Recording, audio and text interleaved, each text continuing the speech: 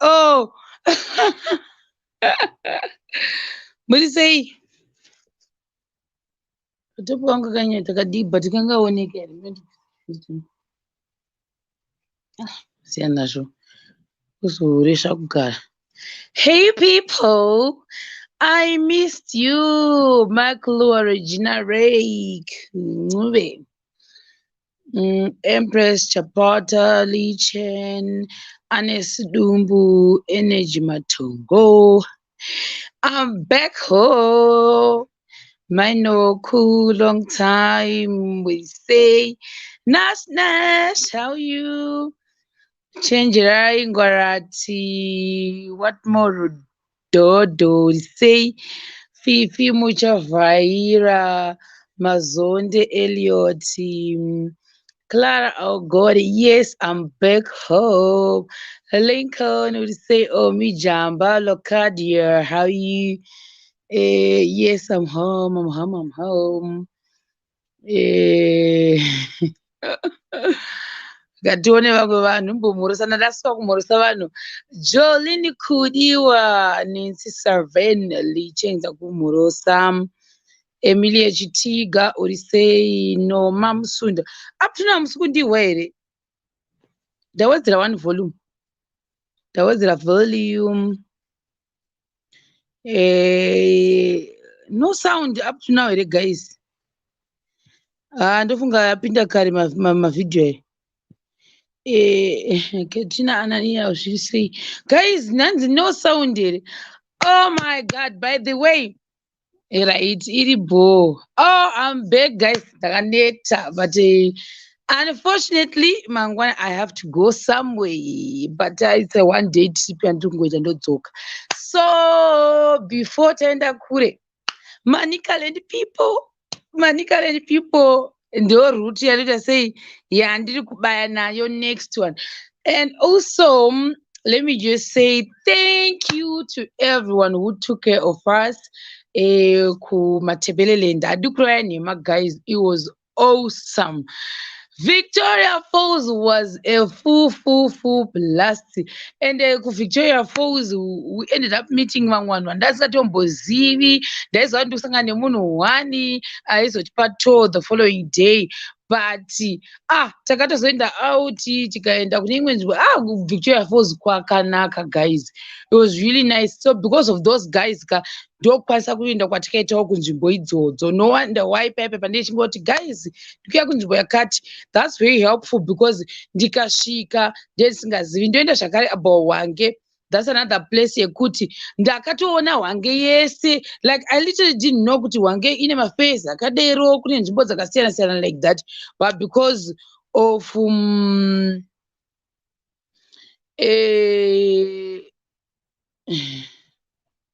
saka because of that lady wekuhwange nefamily yake, not only that lady, mukadzi yatori nemurume wake nevana vakewo nemwana wake, sorry, watorinawo. And I thank her for actually hosting us. That's Sister Rebecca, the one I drive a truck where that's the one who took care of us akatiitira matours guys.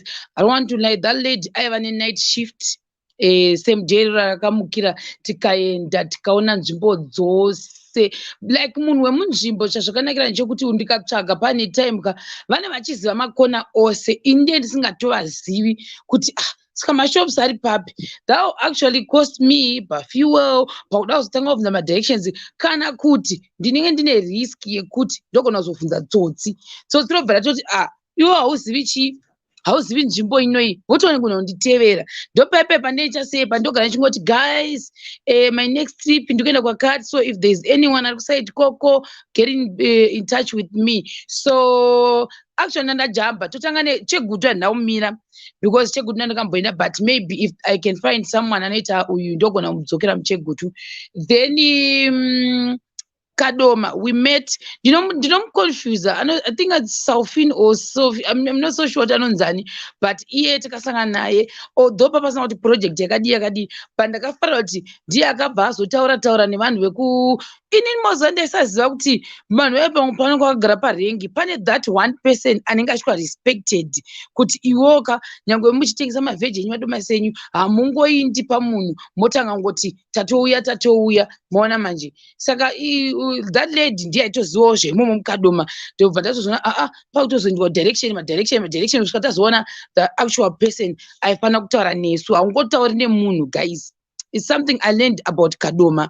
Then akatitenderedza kwese that man wataitaura naye iyeyo ndiye handizozi kuti vanomuti chii. Saka even pataizotaura nevamwe vanhu vemuloka imomo handi kunyeba, it was easy because waona mukuru iyeyo wepanzvimbo. So ndichazoita hangu mamwe masamari ndichishandisa mapictures evamwe vanhu vandaisangana navo, maybe mamwe asanyatsotaura kuti upi mwananga achiti ndiopi wachoni chazonyatsotaura zvakawanda, but these are the shows. Sanangoti ndivatende sister vakukadoma vakatozotipawo drink tikafamba tichase chimwa drink redu. This is something I learned about Kadoma chandasingazive. Kwekwe, let me skip the kwekwe one because ndozogona kutaura pari story time. So in Kwekwe didn't do any video because of something that actually happened, so I'm skipping the story. Ndozoitaura story time yangu yesamari yematrips angu ndakanyazoti tata zvese. Not a ring masha whatever, not no, that one is an old, like ukatasa video yechegutu, not chegutu Kadoma motozvona kuti ndisekuru handifungi kuti vanotoenda kunodanzira kuti taona kuti kwakati koko. I don't think so. Then tabva ipapo definitely Gweru, oh my word guys, do you know kuti munhu akanipa macontacts ekuita mavideos mugweru ndiani? Ndevamwe brother vakatopikira kuita brother, so I don't know kuti zvine mastage here, maybe manje vanenge vafata. That brother is very nice. Takatosvika vakatibata zvakanaka, tikatozongoitoya tikangoito, it was a random one yatikaita nani nabrother ivavo. Maybe more details nichamataura zvakare, but hanzi naLorraine Lolo newo unondibhohwa unotosvota zvokusvika pakurutsisa actually. Anyway, continuation yangu ndeyekuti futi saka vatipa the conduct was really nice, ndo vaiona zvese. So tabva ipapo we had a small issue. Ndichaitaura zvakare pauyu kuti sometimes when you got my contacts kana kuti when you get my contacts ekuti kusangana ningi naningi, people might change their minds as well. So I'll address that panchaita summary yemadingirini angu kuti maybe some of the things zvakati, and also maybe what I believe in inini kuti pamwe munhu afana kungotaura zvakati kuda zvisingachaenderani. So in that case chinongoregedu tokondinya zvedu negwendu. So something like that might happen. Or mumwe munhu angoda kusazvivisa kuti kuda kuita sei, pamwe kuda kumubira kana kuda kuita sei. Then ndobva ipapo ndobva ndaenda obviously Bulawayo. I don't have much to say about Bulawayo, ndakatozvitaura kudhara what happened. So yeah, Bulawayo I didn't even do a video on Bulawayo. Ndavanyepa ndakaita yekusaloon that yebvudzi yakanga yakasponsorwa naLincoln. Ndo kana ndakapfeka hat, let me tell you the truth guys, not kuti zvakashata hazvina, but ndofila kunge ndezvemaslay queen. Handina kuti ndezvemaslay queen zviri side rekubulawayo koko, saka indozvifarira zvakadai zvakati mubvumvuzvi mukati mehat. So then yeah, from there the Wanga lady was actually waiting for us.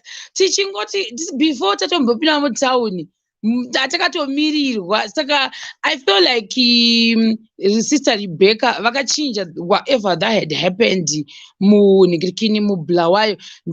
Even like ipapo I wasn't happy, I was just sad guys, handiri kunyeberai because losing my keys ka chinhu chakaitika ndisingafungire, then kuzomaita repair nekuzosora ndirimo, saka ndakangotanga kufila like low, I wasn't happy. And also there's another sister ndichamubvunza kuti ada ndimutaurire panchaita summary yangu, ndiye ndiri kunyebera vanhu. My trip from Wange to Victoria Falls, it was actually sponsored by this certain lady. But what I know for sure is this lady is actually from Bulawayo. That much I know. But ndichamubvunza panchazoita masamari anoda kuti nditaure zita rake here kana kuti kwete. Some people they don't want their names to be known kuti ndiye akaita se akazviita. So ndichamubvunza tandaireka kuti kwete. So I think I don't like pananda kungotaura kuti handichazondoita sebva angozondibvunza kuti so what's the next plan, like most of the people, not iye oga, vanhu vazhinji vanguva kundibvunza kuti what's the next plan, wodzokera kumba here, woenda mberi here. And also the other guys obviously vakanga vachita follow up vachida kundilinga nehama dzavo dzeimomo. So unfortunately vanhu vachoni futi ndo vaya vaiti dhurei, but at the end of the day takazowana anga ari cheaper, but ndozvitenda nehelp yamakandipa ndimbula, because I didn't even know anyone, but at the end of the day I got support yevanhu vazhinji vaiva palive stream. Thank you very much. Ndobva ndatenda zvakare the sister akazongonditi no, kana iwo wanga wachiti trip yako iri kugumira muhange ndoda kuti uendewo kupi kuVictoria Falls. Ndakuonawo video yekupi yekuVictoria Falls achiti anenge akakurira ikoko here. I'll ask her if she wants me to actually say her name out, because vangu vanenge vasingati sei vasingazvifariri. So ndo zvandokwanisa kutaura izvozvo, but ndichanyatsoita zisamari rangu rimwe rinenge rina picture zvimwe zvachona handichinyatso dyo because ndokuti muzonyatsoona. So now saka in each city I can say kuti ndakaita one night chirara one night. The only seat I can actually testify kuti chokwadi ndakanyatsobhuka lodge in Bulawayo. But then nekuda kwesituation takazoguma tabva kuya tikazoenda kumba kwehama 1 yadriver wangu, because ndatopa ma1 panguva iyoyo tatabuda mubudget because of that. But all these places that takaenda mashemarians akatideedza ndo vakaita sei, ndo vakaita take off us, which is a very good, because hadi kurevera nhema waiti ukasvika kana panzvimbo unosatombozoti like as much as I can go pauyuyu pa Airbnb ndakatozodzidza something else, ndogona kuiona iri paAirbnb, but kachokwadi wasvika panzvimbo apa, that's not what they do really have panzvimbo. It's totally different. It's something chandakaonawo nekuda kwekuti kwatakaenda handi kureva nhema ndakati and also maybe kandakuzofunga izvo kana homwe yangu pamwe yazosimba, maybe ndenda kuti pamwe munhu womusiti imomo, I don't know kana homwe yangu yasimba, but handidi kuita zvinhu zvasinga afford. Like I always say, I don't want to do zvinhu zvandisingati sei zvandisingazo afford. So that's what happened. And handidi kurevera nhema kuti ndakagara muhotera muhange, ndakagara muhotera kuVictoria Falls. No, handambogara kuhotera. The Shemarians vataisangana navo ikoko vanga vakati come to Victoria Falls, come to Hange, ndo vakaita take care of us. Ndiyo chokwadi, handidi kurevera nhema. Yeah, so ndozvo zvimwe I think a little bit summary and ndokwasata for the meantime then ndoswapa. Ndoita sei ndodzoka hangu but ndichakupai, I've got many videos mamwe achoni I don't know kuti ndo loza kuti gandimbo maybe ndofana kuholda my tongue because ndogona kutaura in a bad way kana kuti in a way yekuti pamwe vanhu vanozvireceiva zvisiri izvo. But in terms of like kutsvaga vanhu vanongada kutaura, it was a little bit difficult like when I was in blues. Maybe in a way yekuti ndandisina chaiye munhu akamira imomo. Oh my God, ndakangana, there's another lady wandakaitira video yake nemasofa iyaya. That lady is also from Bulawayo. She was very helpful. Achitifonera achibvunza muri kupi. She actually assisted us as well. But andakwanisa kumuona hangu face to face because I think she's a very, very busy lady. Akatozotuma someone pandaive kusalini kwandandaendeswa naLincoln just to cheer me up because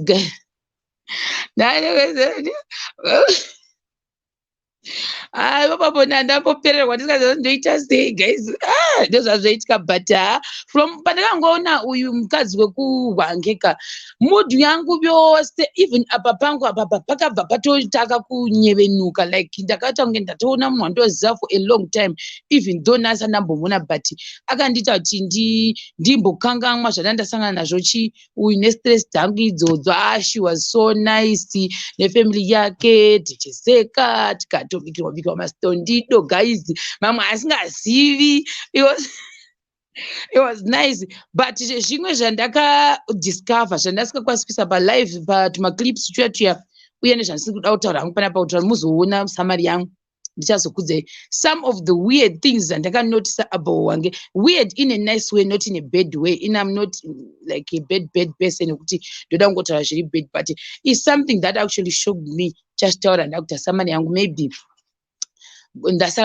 ndasarwa nekuisa video 1 yekuVictoria Falls yedu. Please mozoona video yangu ndichifarira kupinda mumapopoma ndichiterera chaisapinda kudhuze nekuti ndaitya saka ndaenda nechekure ndo because ndaitohla zingamboiti izvo ndekupindawo pauyu ndichazotaura sesummary iyo as well. So that's the other video yasandaisa.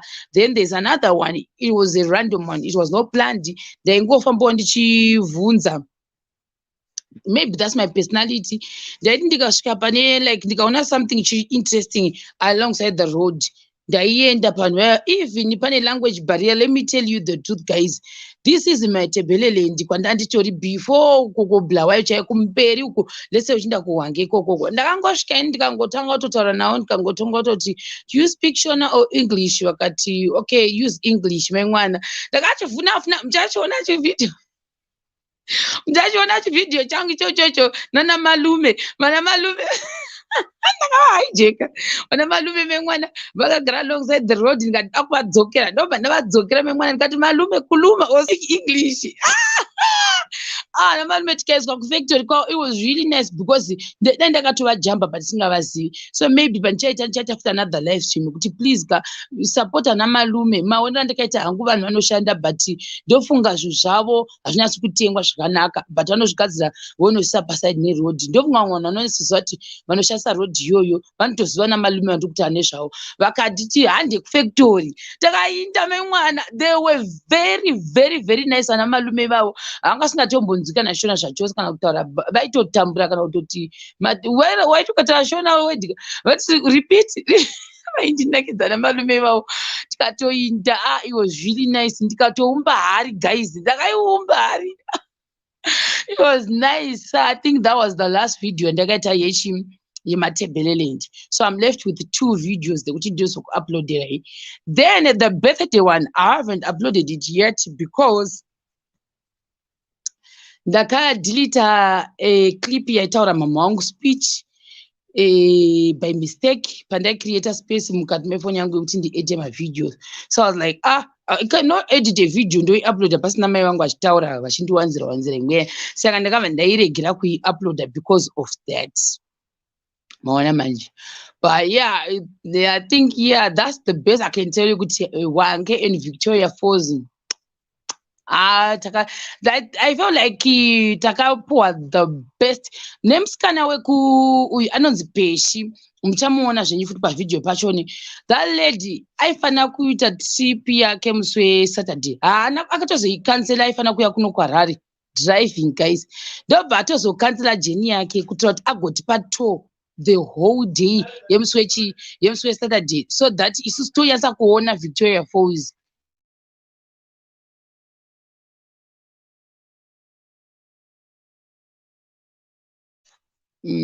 So yeah, those and that lady actually I have to appreciate her. My friends ake as well. So that's what was my friends ake. It was really nice. But nongotenda kuti andambofunga kuti munhu akatokanzera jeni yake yangada kufamba musi wachoni ndobva totora iti you know what sezvo musingazive muVictoria Falls ndakukanzera jeni yangu yandaifana kuenda mangwana because angangotora iti ndokushowa kuti mosara muri papi then inini tozongoonana ndikati alright cool but angozoti no, let me just cancel my journey yandaifana kuita ndokupai tour the whole day. Imi pamuri kudzokera kutongodzokera takatungamidzana. So patata kudzoka mota yake inga iri pamberi isu tiri kumashure but akazotangira zvake kusvika Harare because isusu takazenge takumira takuzotanga kuita ana malume because akati inini ndaitotsvaga munhu wekurekodha kusaidi kwekuMatabeleland ndichivashaya vanoita maprojects. Saka pandikangoona vakangobvumawo, I was actually excited. At least I can record someone wekuMatabeleland. So yeah. But next route yangu yandichatora, I think that's Manicaland. ndo yatatanga. So mukunzwa kanditanga kuti Manicaland right now. Guys, kandazobva kunzvimbo kwenyu haikona kuzoti wakaenda sei kunzvimbo kwedu usina kuzotiudza ndiri kutanga now. But I'm not this week. This week I have to definitely rest. Then next week maybe rest as well. Ndichimbogasa-gasa tumapapers twangu so that ndotokwanisa kutanga kufamba ndichidaiwo ndega maona manje. So ndo zvandinoda kuzama kuti ndigadzise this week next week. Yeah. And also, I wanted to say something there. Oh my God, I got a message. I'm sorry, I'm not going to tell about, but let me just mention this. Let me just mention this, Kuti. Guys, Pantukwenda, like, let's say, I'm going to say, why did you pick Matabeleland instead of going to Mashingo? Why did you end up promoting Matabeleland to trouble some business, my projects? Guys, it's a disclaimer, or let me just put this and this one to clear this. I've been saying this ever since I don't know when. I want to travel around Zimbabwe. This means good. I can travel wherever I want. I picked Matabeleland first because I've never been to Matabeleland, and I also wanted to see the Blawa Yakaita say, but I ended up in Victoria Falls. It doesn't mean kuti and this kufara kupromoto kana kuti kuyenda kuvanhu vekwedu kumashingo vanotashima business. Mashingo ndakatozvitaura pa live stream kuti I will go kumashingo, but let it be the last place I will visit, because definitely if I pick Mashingo right now, one of the wapiko Mashingo say because what. So I did that for like purpose. Let me say I did that purposely. When there is here, why this, why this? Now why am I not promoting Mashingo? Guys, Mawaya manje. So don't take these things to pretty good to promote to promote no, it's don't travel around Zimbabwe. That's what I'm doing. And then Taura for all those people maybe from Isusu wadipinda kweduko. Toda kuona kuti kwedu kunotawo business say ngavaonekwewo ndichaendako, but ndo last place. Ndakati ndiri kuita last place because I know for sure kuti ndo kwakazara hama dzangu dzose, ndo kumusha kwedu. Ndikangonyangadzwa musi wandinendekera kudaiwo so ndongofuma ndichida kundaumba kwababa mai yangu musi uwoyo ndabweka nakona une Jeni. Saka ndaizviziva kuti ndikatanga nekumashingo tachwarika hapana chandaizomboita. Hakuna chandaimboita. Ndaitoguma ndofunga kuti tete vangu ndakapesa vaona kare ndikambonivaona ndakutosiya basa paya. Uyezve kana nguva tete vangu ndikaona pagrowth point hapana pandichasiya tete vangu, ndakutombofokasa navatete vangu paya. Mona manje takutombodayo zvebasa rangu randikutomboita rekutiravira ndakutombosiya. Toda kuenda kuyekera, but I think maybe kune dzimwe nzvimbo dzandogona kukona kuzosvika because kamota kacho kanenge kari kadiki. Honde ndekupi? Honde Valley ripi? Ndoda vanhu vanenge vachinyatsa kuzonditambira panzvimbo yega yega. Guys, I'll give you an example. Ndogona kuti I'm coming kwaMutarika, but manje ndasvika maMutare muya ndongosvika parengeri ndongomira ndatasana nevanhu ndisingazivi here. Hazvizoyatso kunakidza. That trip hainakidzi.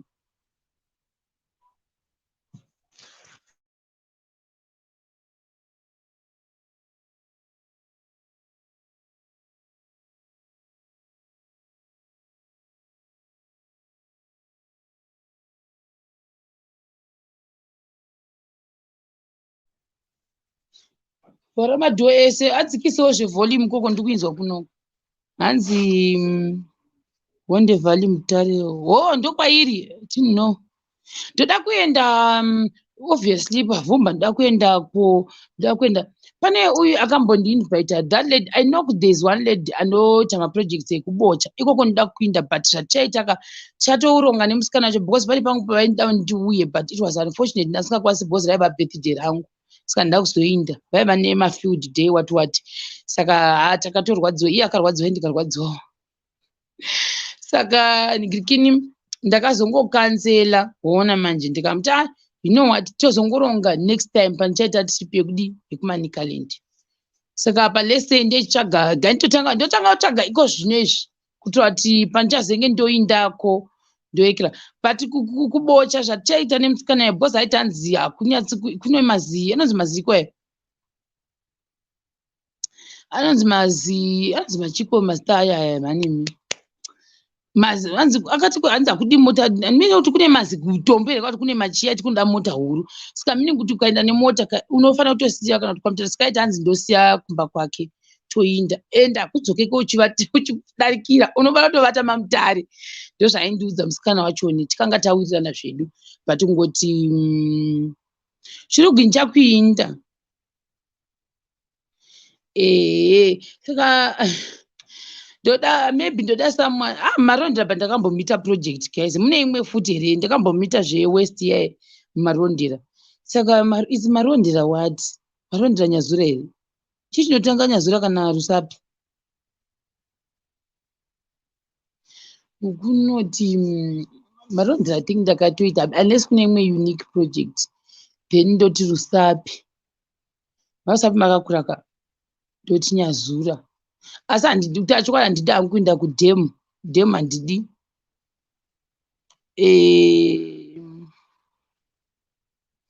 dhemu handidi vhumba nyanga chipiki yes but unoona manje zvikuitika ka ndeda munhu anenge achinditi like kuvhumba kwako ndakuve at least nesomeone around that area kana kuti lese togonobva nemunhu anotosangana naye ka toinda kunzvimbo dzimwe dzacho nesingadzizivi amana kana kutoziva kuti vanhu vekoko wachoni kuti munyatsonzwisana muita like yeVictoria Falls it was easy vanhu vacho vaiziva nzvimbo dzese sitaingotevera sure kwavo wange it was easy ndaingotevera sure kwani kwasister Rebecca hakuna kwandaimboziva ndaingonzi kokuta kwakati ndototi vachitondiudza zvose izvozvo ndo like zvanendichitsvaka izvozvo kuti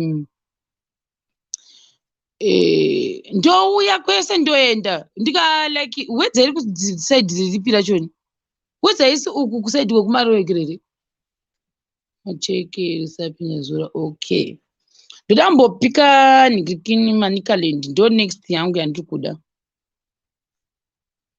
but ndakutsvaga ndotanga izvozvi panoita 2 weeks kusvika dzapera ndichingotsvaga vanhu vandokwasasangana navo musiti guys kana ndaderoka hakuna kuzonda kuti tasvika paya pasiti ondiudza kuti ndiwani ndiwani kana kutonudza kuti haiwe shamwa hasi tozondiwani iwe mamwe anozoti shazori pepe ndakazenge ndadididi handizodi izvozvo handiudza kuti wambodaiwo so saka uchazivi kuti ukuita sei hanzi tichaedza kutsvaga yes aiwa gutu handiti first gutu guys you know ngatianshwa pamberi pamwari who would visit place yake yakakurira ogunyatsa kupedza ndinogonaita 3 weeks ndirimo magutu pana because ndenyatsa kuti hapana nhingi hapana chakati ende maconnections pamwe anondita very easy because ndenyaza kuti ndikaenda kuzaka uko kuna vatete vangu ariko ndongovaudza kuti vatete idai ndikaenda paroi ndongovaudza kuti vatete ekera ndikaenda kwedu uko baba angu kuda mheno tova nevanhu 70 vanoziva handibviko ndosaka ndoda kupedzisira because ndinotenderera plus uchamboda kuona baba ogokupa lecturing saka ndoda kuipedzesera ekera gutu ndoipedzisira but chandosanje kuti ndichiipedzisira ka mukazoona vanhu vakawanda vachibuda mumavhidhiyo haisi favor inhaya kuti pamwe ndoziva vanhu vakawanda kupi vekumasvingo ndosaka ndichigara ndicha announcement kuti guys kana ndakuenda Manicaland can I please meet vanhu vakati kana uriko ina handisarudzi munhu ndoinda kwese uku ndotoziva ende ndikusvitira purposely because kuzaka ndoenda pane this other guy akambobuda pakatondiudza zvavakadzanita maprojects koko masvingo ichatoita kana toti tikuende mavhidhiyo because kumasvingo ndokwangu masvingo ndokwangu chaiko ende zvichidero ndobva ndaenda nekwana chivi kwose nombonoona mbuya vangu ko handibviko guys saka regai ndipedzisire ikoko ndokunoita mwedzi ndichingotenderera masvingo maona manje because ndo mune hama dzangu dzose handizivi kuti ndine hama kana ndine dzisiri mumasvingo dzotova shoma ishomesesa hama dzangu dzisiri mumasvingo mamisha asi ngandipedzisira nako kumafuro azichimboenda kumafuro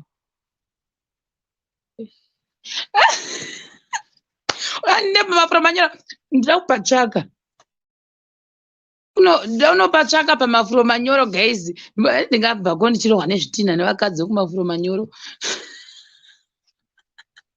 Muona manje ini ndobva kwanyika ka ndotokuudzai panyika kuti panyika ka ndikabva apa kuduma ndekokoko tikabva kuduma kuda munhu ndongatongofirima kudano handitengesa mavheji akatora nditengesa chii ndobvako ndotoziva kuti kune mafuro manyoro ndobvapo ndina manyika mudugugwidza kuya ndotoziva kuti pamba yakati kune munhu akati ndokosa novhinda vyepapo ngandiudzeko nezvekwedimi uko ndokwandotoita shavisa ndosaka ndiri kutanga nevamwe vavava so that ndozopesera nekwangu kwandoda kubuda furuko nondova ndoziva vanhu manje ndosaka nditsvaka munhu because ukatsvaka munhu anoziva nzvimbo its very easy ende unokwanisa kukondaktana nevanhu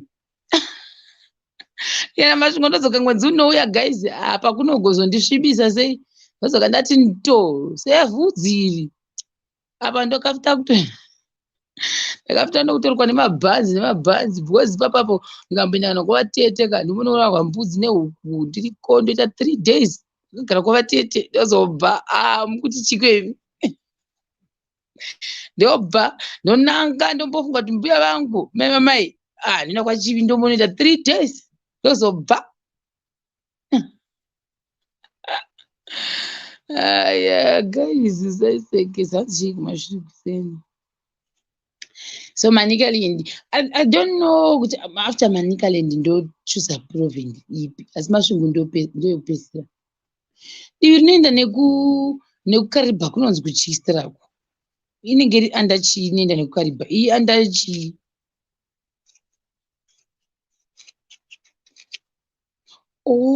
ndadaura kutokuudzai but ndatino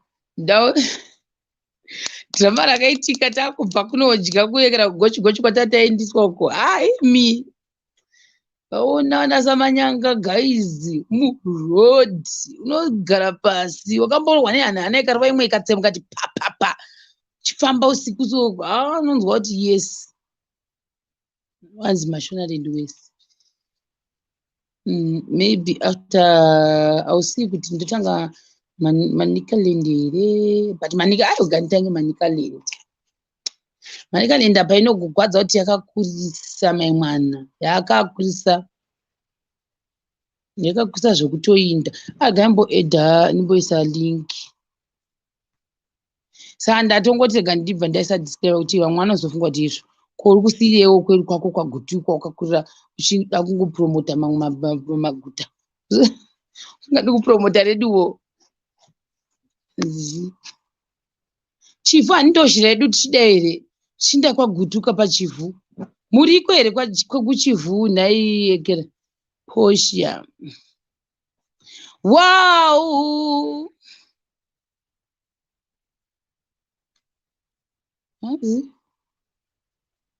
yoda kuti chikobonzutana you think I'm intense devil you I don't understand what in a tongue that's high about no pamwe chirungu chitonoza I don't know kuti chichamwa chirungu chonetsa okay gandikuscreenshot silence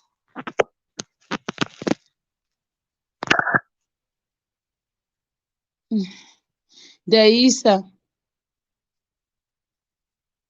kumashuku aiwati kumashuku notobva kwangu iwe ndoda vanhu vanenge vandichisangana navo Lincoln zviri sei hapana ndeni uripo uyakatisangane kubhodha bhodha ripi rekubed bridge kufambira chii kufambirei kuzoona ini ndozopinda pabhodha zvichibuda Jehovha iwe wakakwira ndege uya kuzimbabwe lunch wakakoniwa kuflya kuya kulunch iwe wakakoniwa I'm not invite Natsi P long time how you pabhodha zvichibuda Yes, Jerry yes, Mauri boy. The voice Andre boy, chamate. Nasua mani pa buta. Ndasuwa pagutu apa. Neniwo shamanda tobusuwa. Ndikati ndasuwa pagutu mane iwe shamari Usawa kuti chinyaya kwawo. Aba. Tiripo pamazuva. Unogare piwe. Ndiri Cape Town yezvino ndiri kuchikoro Cape Town bandogara kunyajena kumusha. Nanga turikozve ndada munhu tori panzvimbo kawo tokutendedza. Hey, my sister.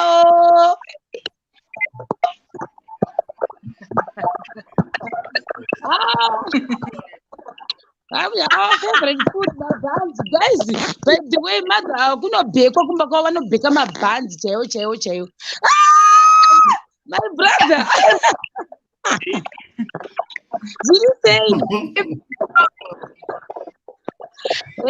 Say.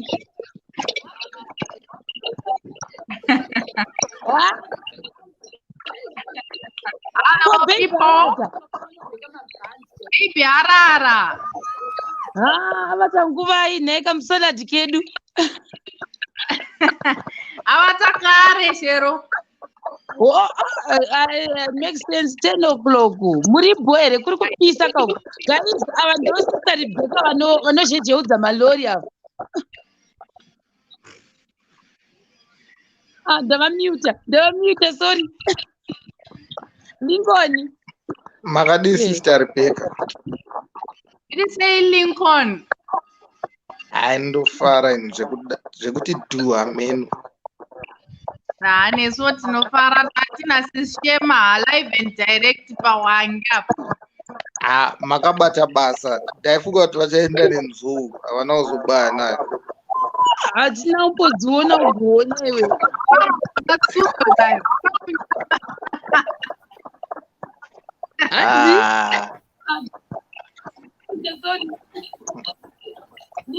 Makadi.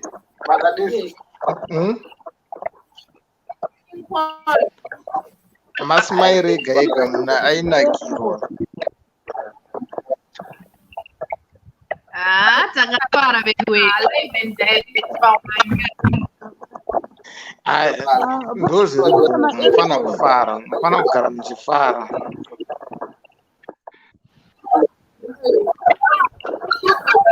Unorova rori chamo. Uwa here mukomo.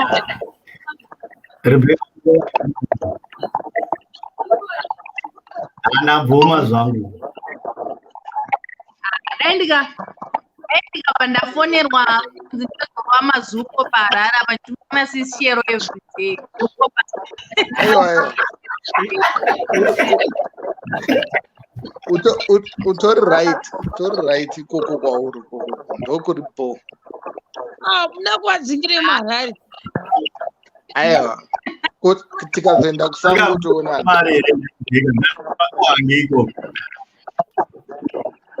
Hanzi.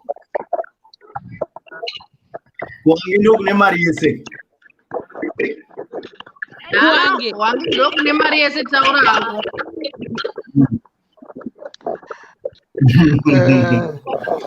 Taura. The flow of taura Rebecca. No one not there for Rorika. The flow Rebecca mengwana. Ndakubvunzani kuti chiyanga chidzevwa nani nasister Rebecca zvanzi inonzi ndakazonge vachinonzi dhipa. Chera tikuda zvinhu feedback.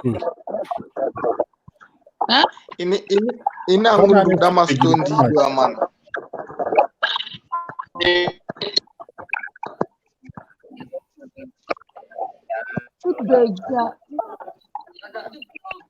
Echoes, Menbo, also. Saka ndisister ma echoes. Ma device too maybe. Ndosaka iri kuita ma echo. Mendizame kwa ed. Nayo Jeremiah for the Domita Jeremiah. Saka ndidzosera ndikatoni. Ndibobvisa Jeremiah.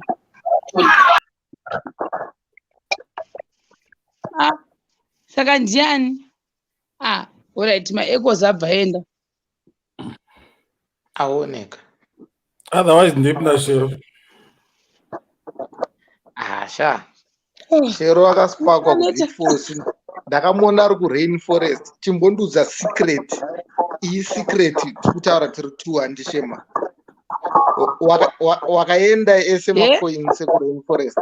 Wakaenda ese mapoints ekuRainforest. Handisi kunzweni pamwe ifoni yangu guys.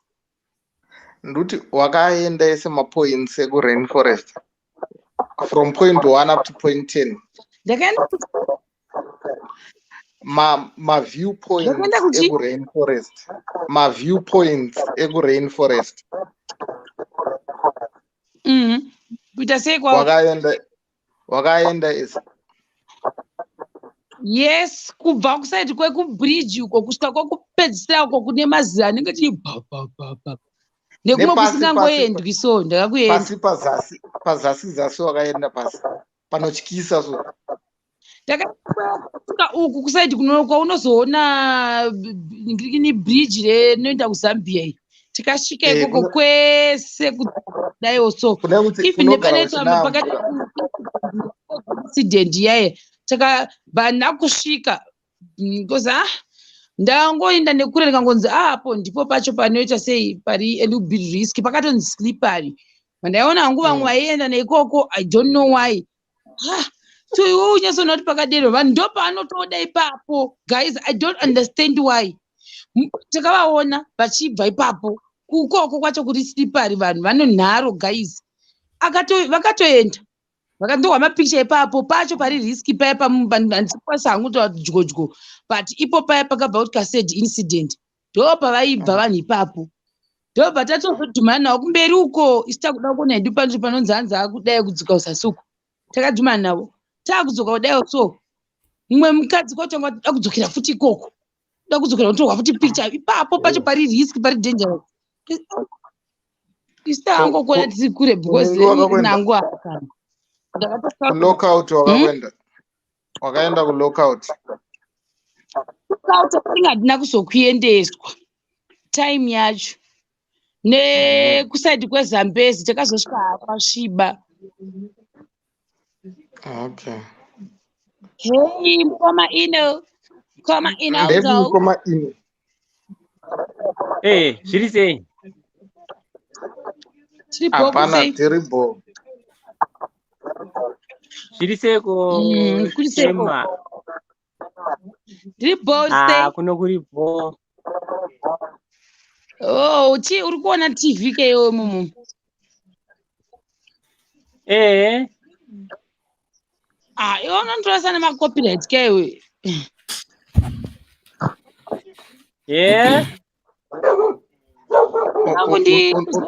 Not find it nemacopyright. Iri kubreka man. Handakoni kubreka shamari.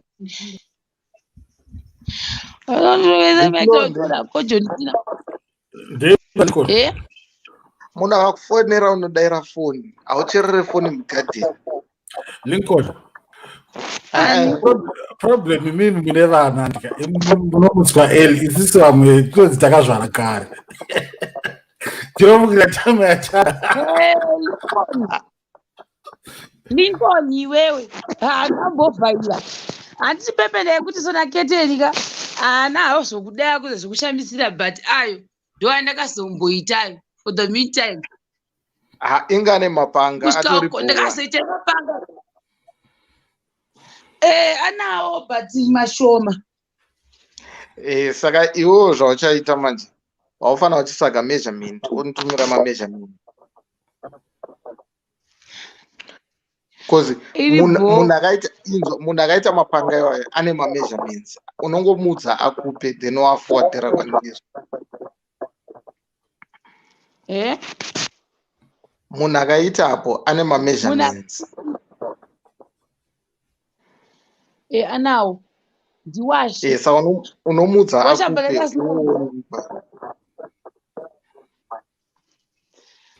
Unomatumira sei maketering angu? Samushkira. Kwa hiyo mabhazi akawanda ari kufamba. Uri kumushkira pakuita sei? Amen. Naye. Like ndotumira zvinhu almost every week kuZimbabwe. Don't remember ndesingachadikala ndakala because akazoiswa ndakaona kunge zvazonyanya kublenda nemadziro handisi kuona kaudi. You know, amene ndozviexplaina ndichiti chii kune vanhu vanoita zvehouse deco kuti unozobva ufunga kuti imba hapasina kadhati. Hapasina kadhati. Which one is easy to change between the two? Ikete. Saka vanenge vakuisa kala yerudzi because zvazonyanya kufanana nemadziro zvanyanyisa kwadzika seiko manje unogodzika sei tichidiscussa ike dona naye Pamaita mavisit. kuona kunge uyu yacho haya akanaka bhandi akuona kunge cream yacho yachanya kujojojo kama utane ana black akadidi adifuzed unaona manje madziro ona kama madziro ako ndekala ipi ndekala ipi madziro zvanyanya ku madziro ako ndekala ipi Hanzi what color is Hanzi madziro man ndekala ipi kala dzimai hatisi kuona kamera iwo taura kuti madziro aikala ipi Sharon ndinofanira kutoziva bhata isi vari kuti nai iyo kala yacho handizivi inonzi chiini haizi clear like ezvine zvandisi kuona Sharon ndo problem saka I can't ndizokusenjati handizivi ndepi omi bugadi haisi yakaita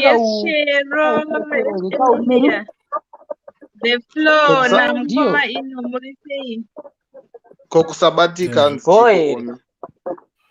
zviri sei ndendararazve chero mazuva kutanga asiri kumboita malive chero anga achimbospreada mawings ndada kutoita godo nayo saka ndakaona zvekutsvaga pashera tv zvikunetsa vanhu vakafunga kuti ndinotaurisa ina handitauriseni ndimwana kwakaeri saka ndakaona kuti no these guys are not serious let me go ndega mukati ndichitsvaga wachinoka pamadhele evanhu ndatsvaga uchaona mechi yako ikoko inini hangu ndine announcement yekuita okay muna August tine trip yeMashemarian munoudza vabereki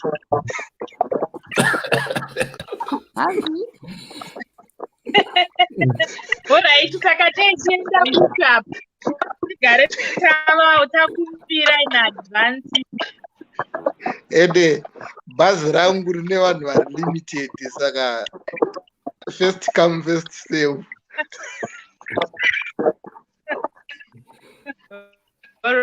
kate tienda kuti aiwa ndindoziva secret location inozikanwa nadrive ero tikafamba 1 kilometer tafamba chena aiwa vabereki vanenge vachida kuziva kuti tine tiende aiwa zvozikanwa neni nadriver wenenge surprise destination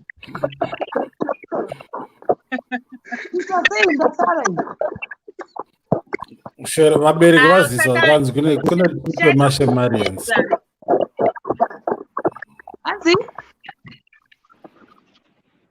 kwetripi yeMashemarians saka chitobvukawo siti rangu neramanjenjenje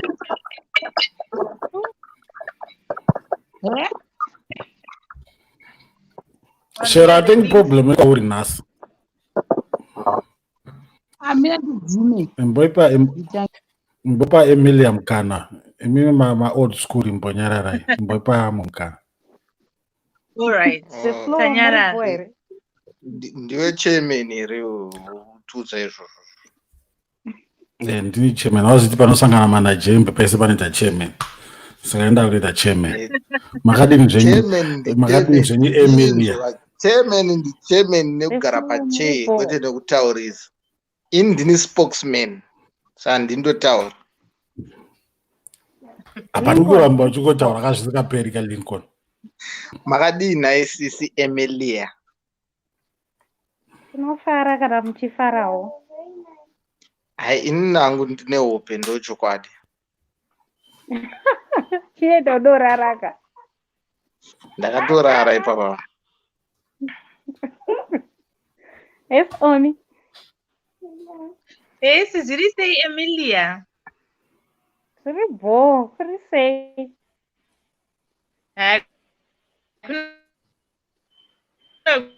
Kuri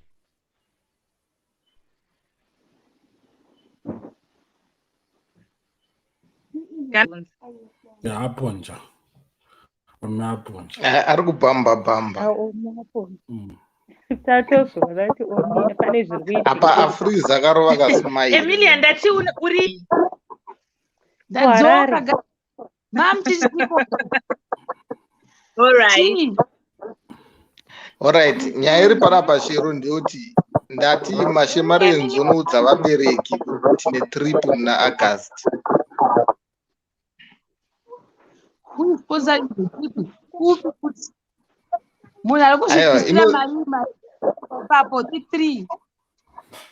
Aiwa, ina ndiri kuziva location. You're kuziva location, but they don't do it. Munhu anofanira kuzvibvisa. Right? Driver ndiye ari kuziva kuti mubhazi medu muchapinda vanhu vangani. Mari trip yenyu iyo yamuda kuita. Amen, hatisati ane budget.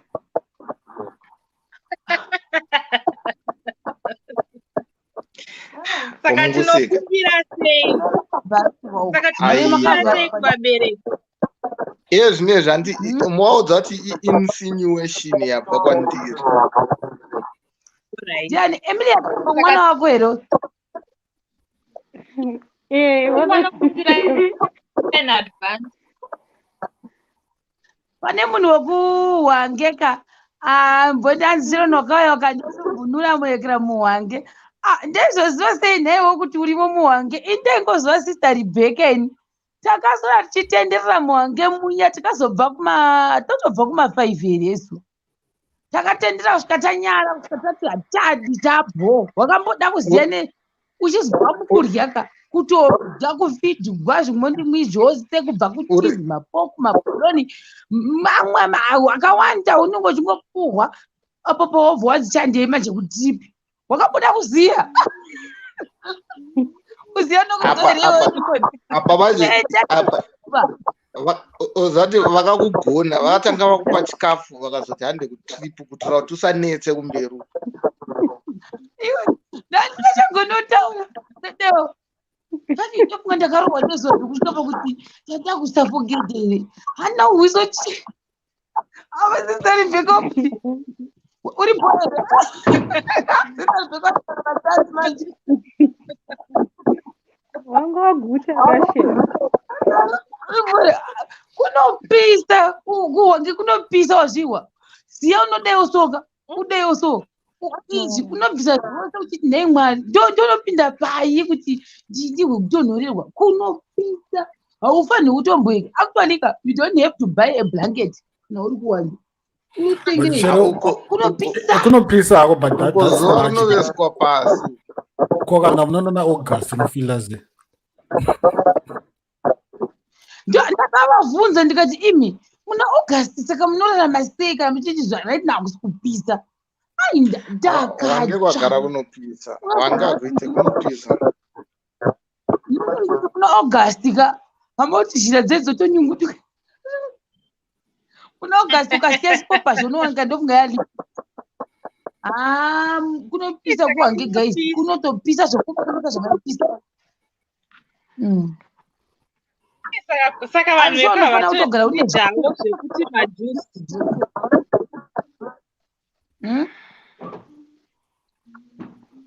Saka Ati? majuice zve.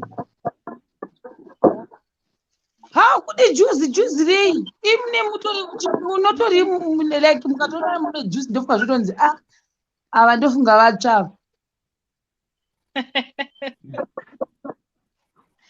but kunospaka manje kuhangeka ukagara wiki rese unozoramba kubvako handikura nhema kunonyengera konakidza. So how was the trip from Kwabulawayo kunobata Hwange? Ndokwasatangira from Hwange to Pretoria Falls.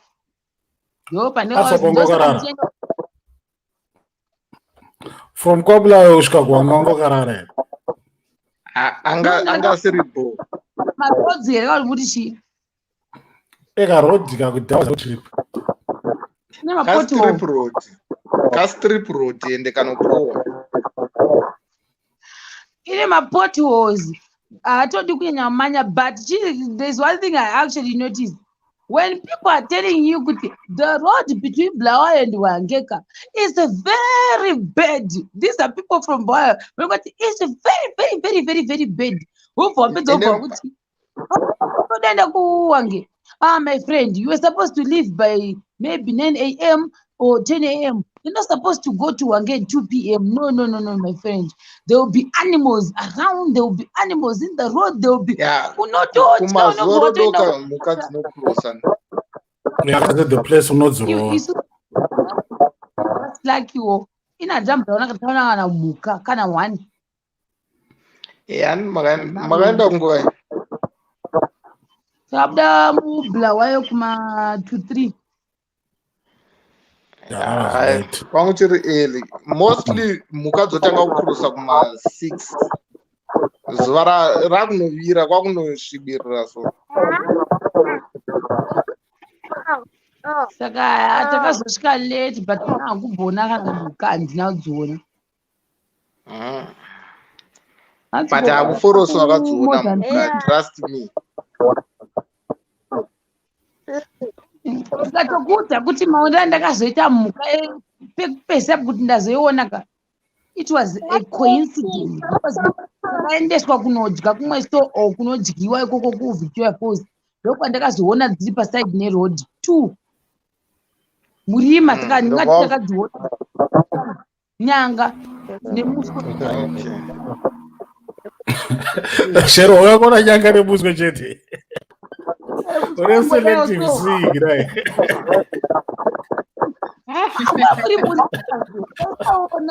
Visionary yashero ndatoitadzawo nemiwe. Ndatoitadza kuti anokuona nyanga chete nemuswe chete. Takanga iri mukani naishero.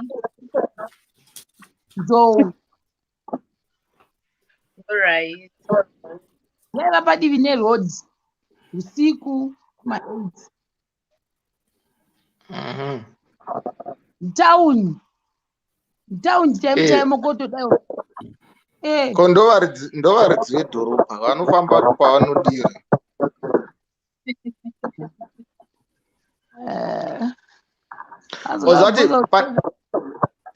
Shero unoziva kuti pane chinhu chiri fani nenzou dzekuVic Falls. Dzokrossa Zambezi, dzikakrossa Zambezi dzikaenda kuZambia. Dzadze kuZambia, Zimbabwe haichadzokoni. Dzikakrossa dzikadzoka dzadze kunoku. Serious? Yeah, uri kuona pagoji panodonhera mvura paya. Dzinokrossa ipapo. Nyepa. Ndikuudza ndakatumira imwe picture yangu ndandiri mubhoti nzou ichitokrossa mvura yakadai so.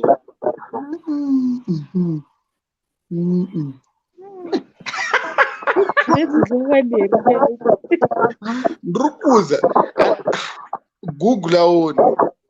Handi Google kupa goji which one is that? Nemarovero kuita mvura pepe ichekuti papa.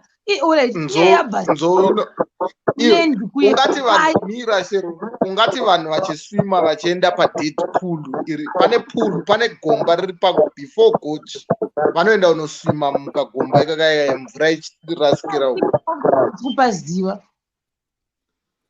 saka manje uruti nzou inofamba mvura papai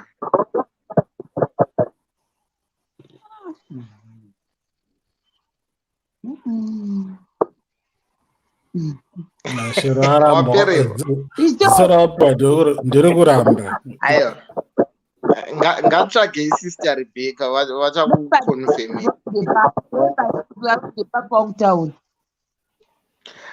pane Deadpool kana vakakurakidza pane Deadpool close to the gorge nzou dzocross but iri side rekuzambia kaya yeah guys ndafunga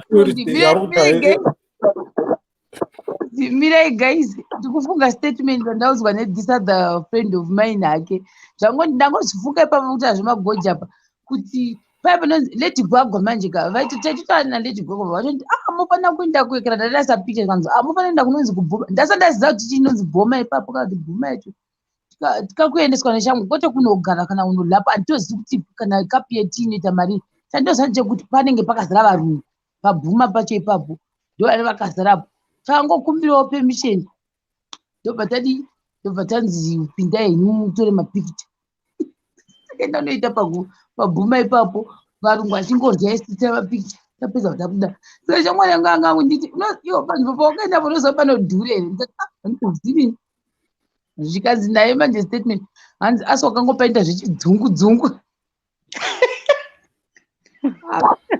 wakaita zvichidzungu panzvimbo inodhura imagine guys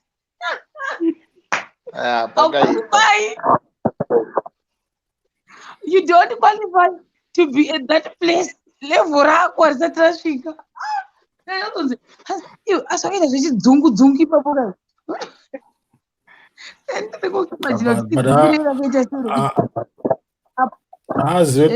tinoita zvekupleja ka ukapasvika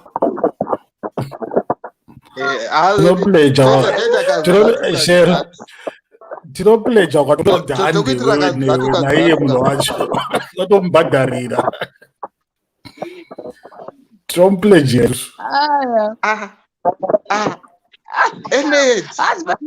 nhasi mr energy vaya vakadzikama vakarova serious vakachila manje geriza repo nhasi maya mauya arona zvimoko nhasi tiri kutaura nezve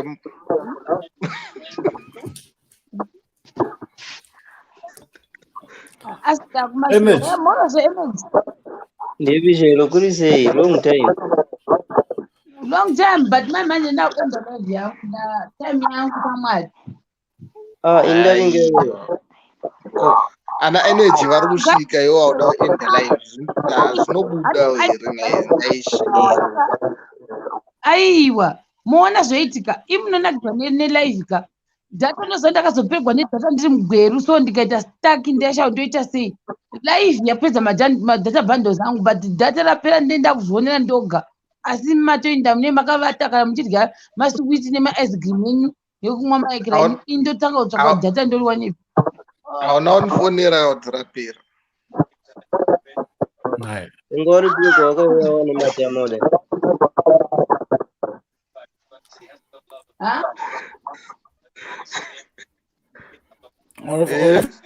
data rapera yes nei mabvi angu zvotosuka nekutaura naye kira ndakagwadama kuenda wasunguka manina uyu chema nditazoda kuti uende kunonzi kuimire where is that memo mavia inbox ngawe panamba tudzo tiri kuti memo imire gempa ndakamboiti namboona kana shumba yacho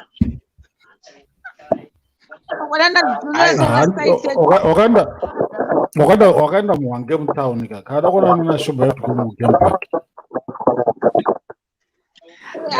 ngaenda nofudza shumba kunonzi kichino pagweru pane kunonzi kugona rezhou vanosudza shumba nofamba nevanhu kugona rezhou ozatika unoramba uchipusa vanhu havo kuoni tamwari mauya otinda uchipinda mukati at the end of the day hambokuoni wapusa mazita uchinda hanzi iri kuhwedza orai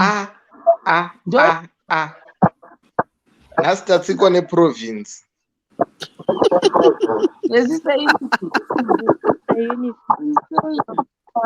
ganzi iri kurekera iri bho munobata kuseri handitokuzivi kuimire.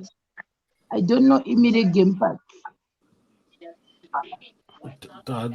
Sister Eunice vanyatsopinda pantinaure navo zvakanaka. Chanchida kuti Sister Eunice ngavauye vanyatsotaura nyaya yavo pana nyatsoinzwa zvakanaka na muda munango memuchiziva takaita sei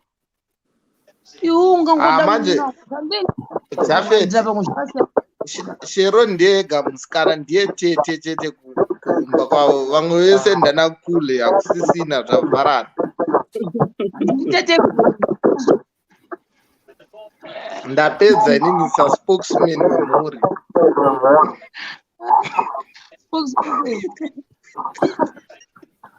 guys ndasava ne 3 minutes navandaenda live yangu aiwa zvicheka isonge tichangosvika naivedwe aiwa hazvinetse varida kuti live iendere mberi ngatisimudze maoko tichitaridza data redu ratinaro tifarire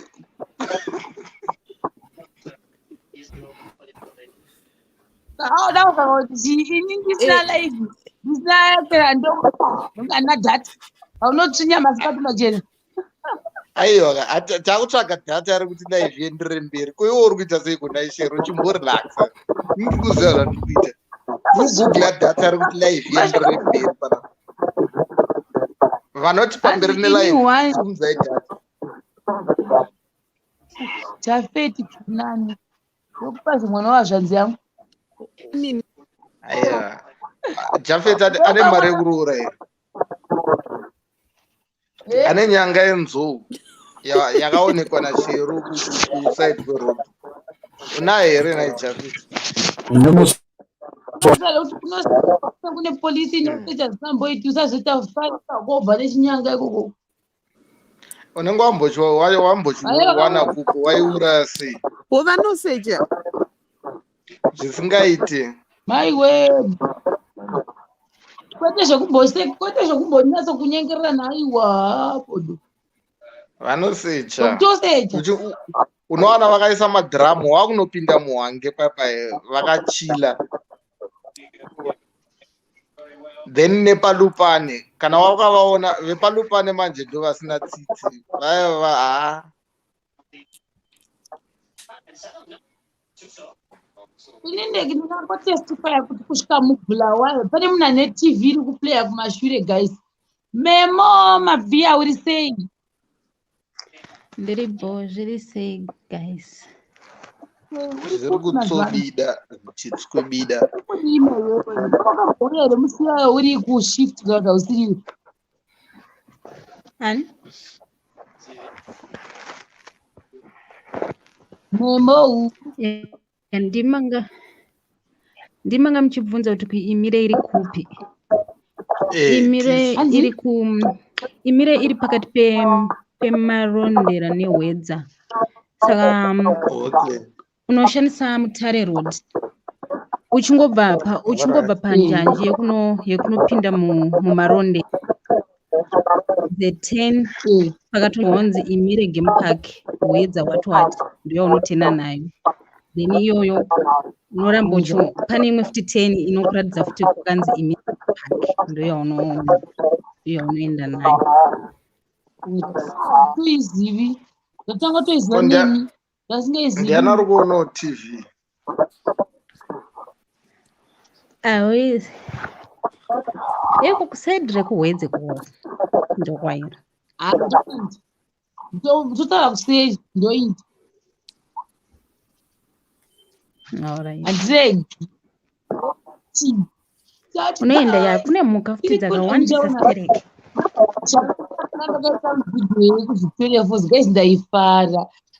I wish you could see my heart patakataka kuona mapopoma. Auna kunonaiwo nemvura yemapopoma. Nonaiwo gazvomudenga ndaifarwa. Mwari ndinere chero chimomazera. Vakomana vandofanira kumboafonera kuti wakapfuura uchimhoresa mudhara Livingstone pageti. Ndakamhorosa yakera inonzaniko zita ravo vamwe vekumozambique. Ndakandovamhorosa ndikati ichi ndoti Mozambique icho chekuzambia ichi.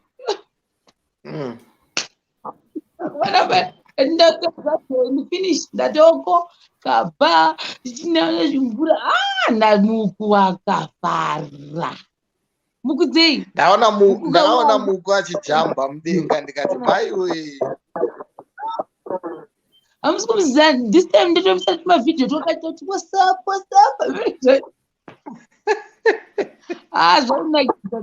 Really nice. Very nice. It was refreshing actually. It's good that you enjoy it after stress. Ninganzani musikana uyu anonzi Emily uyu akenge achibreak Emily Game Park unoenda nenhumwa road. Sister inisonatsoziva side iri ndazoziva wai vachiziva ikoko kambogara. Watiko Lincoln? Ndingotaura hangu zvandoda. Iwe energy mekozwa ndingina the flow manyarara but mendikudze the feeling yangu yeitonge the first time ndakura ndege pandakaona mapopoma. Mapopoma kuseri achita noise achiti mvura yacho nenoise nepeace. Wambozviona noise yayo nepeace mukati. Nejehovha apa pakatsemuka kuti ndofunga nehatibhireki kana yange irimo muka yakatombodisappear for a very long time. Yakatoerera nemapopoma. Saka apa tomoti wakahila ausisina heartbreak wakahila. Hauna kubata neshavu renjusu here uda kuya futi mama. Uda kutoswima.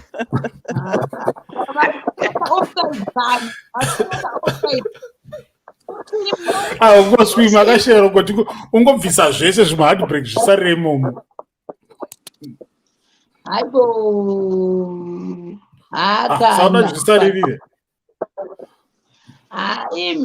Replace zvachose but ndakanzwa kuti vhundunu. But ndoshora munhu akakupa heartbreak ndiri kumublame. Why? Tingagara uchingorangarira kumashure kuti hazvizopera zvese.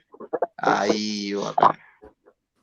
Tarangarira musi watisiya gamba. Matakazvikagara anyaradze mwana uzviketi. Iwe apa anonyaradza. Unonyaradza here aiwa Lincoln. Usoda kuteke neni iwe unonyaradza here. Ndini mai ndonzi munyaradzi kana usingaketi. Ndo rimwe zita rangu rechitriri munyaradzi. Zvachose here panosarawo mapieces. Aiwa uya ndikunyaradzi ora. Iwe unganyaradzeyo. Kondotadza nei? List rako rakareba revanhu vanoda kunyaradzwa iwe. Une long list. Akudza izvozvo ndiani? Ndokuisa panumber 1. Lincoln wabatwa.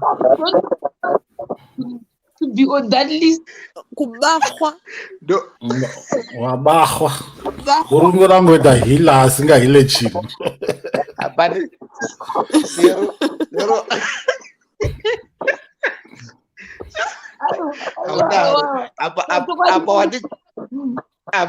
Apa wanimwaya chibrigedi apa. When you talk about yourself, we are talking about something Lincoln, that is watochiwa kare one not. apa ahotisa ozvati chi andikanda sanzu zvekuti handina kana comeback nemapotential yanga chida kunyaradzwa wapisa zvese. You don't have any comeback. What to lose? Nasi and in future. And ndaita wiki wena. Yes, manjenje.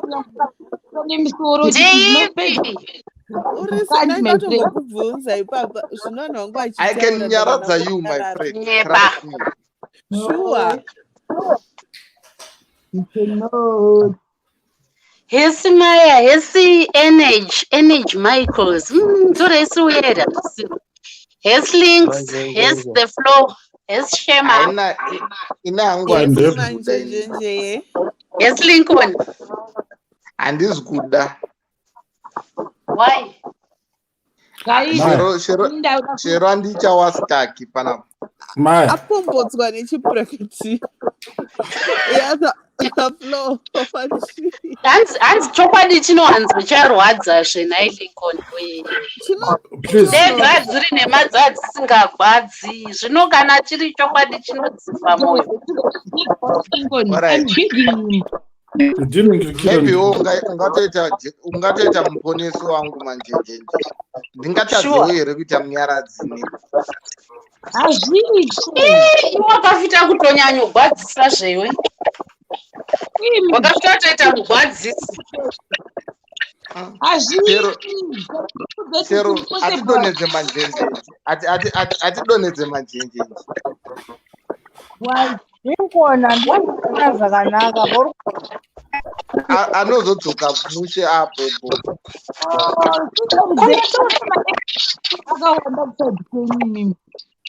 Akawandisa maeko imboisa kana maeko